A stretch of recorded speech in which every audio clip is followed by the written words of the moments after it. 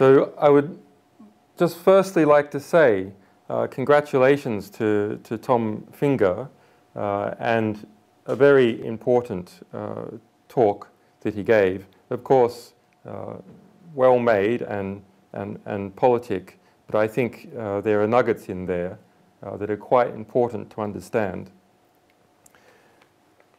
I was involved in 2007 and 2008 at looking at what was happening to Iran. Now, from that process, I'm fully aware of some of the pressures that were on Tom. A lot of people did a lot of good work. Perhaps the most important was Tom Finger's in trying to correct the movement towards war with Iran based on lies. And it is incredible to think back at those times that it was only in 2003 where the worst modern deception of the Western world occurred, where we went to a war in Iraq based on lies in 2003, and over 100,000 people were killed and millions of Iraqi refugees displaced as a result. Just 3 years later, the drums for war with Iran were being whipped up, not just in the United States, but also in this country. And it's thanks to journalists like Cy Hirsch and professional, truthful insiders like Tom and our sources and the sources for journalists that war hasn't happened yet. For example, in the beginning of 2008, we published Iraq's classified rules of engagement for the US Army. In those rules, there was a section that was apparently designed, or at least permitted, for a border skirmish to start up, permitted US troops to go into Iran under a variety of circumstances. And at the time, there were disputes in the Gulf with ships approaching one another, a very heated moment, and the US mainstream media and the White House ramping up any little small incident. One of our sources provided us with those classified rules of engagement. We published them in a deal that we set up with the New York Times to get greater impact for it. And as a result, the Iranian government held a press conference and said, don't you dare come over into our territory like that. We then got hold of the next edition of these classified rules of engagement, and that part had been removed from it. The procedures had been tightened up. If we look back in the history of war, something between 20 and 50% of all wars have started as a result of these border skirmishes. That source has never been revealed. I assume that he or she is happy to have contributed to history and to human rights in that way, and he goes about his business. As opposed to what is sometimes put about, WikiLeaks is not an organization that hates intelligence agencies. Far from it. At its very base, the idea of intelligence is an optimistic one. It's that one can understand the world, one can apply intelligence to understand. The problem is the corruption of those agencies, and that corruption comes about because of secrecy. So when Tom spoke about, in somewhat glowing terms, the improved process that he put down, and I believe him that that is a significant improvement from what was there before, it all rests upon one thing. It rests upon the abilities of people in those agencies to get out information to the public when those processes are not followed. We might have depoliticized analysts working in intelligence agencies who are, to all intents and purposes, mere robots. Perfect machines with perfect accuracy. They are tasked, they engage in the tasks, they analyze, they pass up the information higher up the food chain. And what if, in Tom's case, for example, his national intelligence estimate, there was not a threat that it would be released because our sources say that in fact the White House knew that if it did not release a version, immediately another version would be released, and the White House would have to get, would be then coming second, and its opponents would have their spin on it. So the White House wanted to get their spin on it first. It's only through this pressure of producing analytical product to the public that these sorts of agencies are kept honest and don't become simply robots that are in effect, perhaps it's drawing the bow too far, but some kind of Hitler's willing executioners, mere people who act as robots who are told to carry out a task and do it. That is not enough. It is not enough to agree to carry out a task for superiors. That is the Nuremberg defense. We must all look to ourselves and understand whether what we are doing is right and just, not just according to the views of our superiors, but according to the long view of history, according to human rights and to our feelings of compassion, if we have any. Now, the war for the push to a war with Iran is far from over. The push for a war with Iran is far from over, and the debate now is occurring in the public sphere as well as in various maneuvers by different intelligence agencies, the machinations that are happening in Syria and so on. Now I want to look at some of those.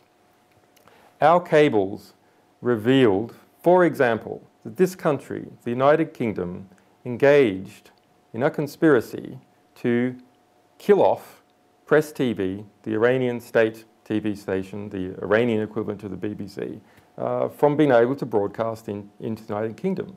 They cut off its satellite feed, which is one of the Sky satellites to this country, the death penalty, effectively, for a national broadcaster. What does that mean? Well, it means that the Iranian government can't get out its view. Iran is surrounded by 45 military bases that are hostile to it on every side. There is no border that Iran does not have that is not already hostile or will probably shortly become so. That produces an atmosphere of intense fear. It produces an atmosphere where they think that there is a war. And as a result, we all know that Great Britain in World War I imprisoned Bertrand Russell, for example, and in World War II there were similar abuses. The Iran fears means that the sort of human rights abuses that we claim about, the human rights abuses that are correctly looked into in Iran, have very little chance of resolution because the leadership of that country is so terrified about being invaded. Now, I want to draw this back to something that is personal to us and personal to WikiLeaks. The internet has become the most important device for revealing the truth, at least since the beginning of the printing press. It has become the #1 antidote to TV. Democracies are always lied into war. The Iraq War was a result of lies. The increase in involvement in the United States in Vietnam was a result of the Gulf of Tonkin incident, another lie. It's not just lies by intelligence analysts, it's lies by the big media machine. And what is in the big media machine? Well, it's the various institutions that get too comfortable and too close to the table of power, the very table that they are meant to be reporting on and policing and getting into the historic record. When Tom spoke about process and removing political bias from analysts, there is also cultural bias. What is the cultural wind and is culturally accepted? That also flows into analysts.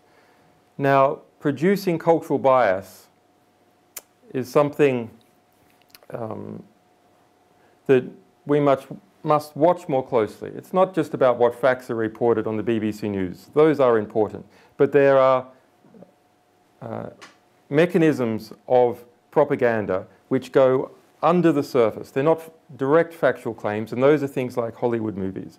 Now, I have seen this directly when we looked at intelligence reports at a low level coming out from Iraq in 2003 reporting what was happening there with the Badr Corps or Sikri or Iranian influence. The full package of cultural bias that exists in the United States for people who are not properly educated in assessing what they're understanding came with them. Eventually, those reports and analysts did learn more about what was happening, and by the middle of 2003 were, in fact, sometimes passing up true reports of what was happening, that there is going to be a sectarian crisis in this country. That was known by Marines G2 intelligence, for instance, halfway through 2003. Completely denied by the political leadership. So it's not enough to produce accurate reporting, because if political leadership won't let it out, what are you going to do? No, analysts must be responsible, not to political leadership. Analysts must be responsible to the public, and they must be responsible to the historical record. Now, we have something here, which is a recent acquisition of WikiLeaks, although we've been following the matter for some time. And this is the script to a tens of millions of dollar budget DreamWorks movie. What is it about? It is about us, nominally. It is about WikiLeaks, the organization. It is a mass propaganda attack against WikiLeaks, the organization, and the character of my staff and our activities and so on. But it is not just an attack against us. It is an attack against Iran. It fans the flames to start a war with Iran. And it's coming out in November. It's being filmed now. Benedict Cumberbatch is playing me. This movie has British involvement, and people in Britain should be concerned about it. How does it open? Well, and this has not been previously disclosed before, the opening scene is in a military complex in Tehran. The camera comes in, closes up on a file, and it is a design for a nuclear bomb marked with nuclear symbols. There's notes and whispers all around, and they're in Farsi, they're in Persian. There's an older scientist speaking. A high-speed camera will measure the explosive charge we've designed to trigger the chain reaction. It is then revealed by the camera 4 scientists in white coats walking in a windowless corridor. The youngest, Simsana, remember that name, Simsana, writes on the file, "The dimensions of the payload are consistent with a Shabab missile." Okay, that's the opening scene. Iran is working on an atomic weapon. The opening scene of a film about WikiLeaks. How does this have anything to do with us? Well, we'll come to it. The next scene concerning Iran is in Cairo, where that Iranian nuclear scientist is meeting a US CIA agent, Kate. Close up again on the handwritten diagram of a nuclear bomb, the same diagram as we saw in the opening. And Saman says, I copied it from memory. I copied it from memory. They're testing the explosive in the next 6 months. Now remember what Tom's National Intelligence Estimate found. Iran did not have a nuclear program. All 16 US intelligence agencies feeding into that report said that was the case with high confidence and has been reconfirmed every year since that point. The senior diplomat, who's also at the table with the CIA agent, says, "Shit, we thought they were at least 3 years away from a bomb." Another lie. Tom's report does not say that they're 3 years away from a nuclear bomb. So it's a lie upon a lie, a great big budget thing that's going to be pushed out in November. The Iranian nuclear scientist then says, if it works, they won't hesitate to sell the technology. And even if one of these things, if it works, they won't hesitate to sell the technology. And even if one of these things gets into the wrong hands, they'll sell it anyway. So that's the reality of where we're at. Not merely a war of intelligence agencies, but a war of corrupt media, corrupt culture. That war, we have got to understand, people who have appeared on this panel have been involved, sometimes with great sacrifice, at revealing the truth about important parts of the world, how the world is unfolding, how the world is shaping, the nature of institutions. They have revealed it heroically, in many cases, to the historical record, to our civilization as a whole, to you. You have to understand that where there's great powers at work, I don't mean shadow conspiracies, I mean enormous cultural powers, enormous industrial powers, the vast network of corporations that interact with government agencies around the world, selling them products, shipping their logistics from one place to another. The National Security Agency, for example, now has approximately 70% of its expenditure pass through Northrop Grumman, Lockheed Martin, etc. This produces a lobby that pushes in particular directions. How is it that such a lie got into a script about WikiLeaks? How is it that in the light of that national intelligence estimate that anyone could think that it was tolerable, acceptable to foist that lie upon the public, that it would make it all the way through the Hollywood system, that distributors would pick it up? Because they perceive that that is where the power lies in the United States. They perceive that it's perfectly okay to slander an entire nation, that it's perfectly okay to beat the drums of war like that, because people in that system want the war. They want it. We have to understand that everything that we see, read, and hear is produced for a purpose. It's produced as a result of incentives. Other material is not produced. There are disincentives to not produce it.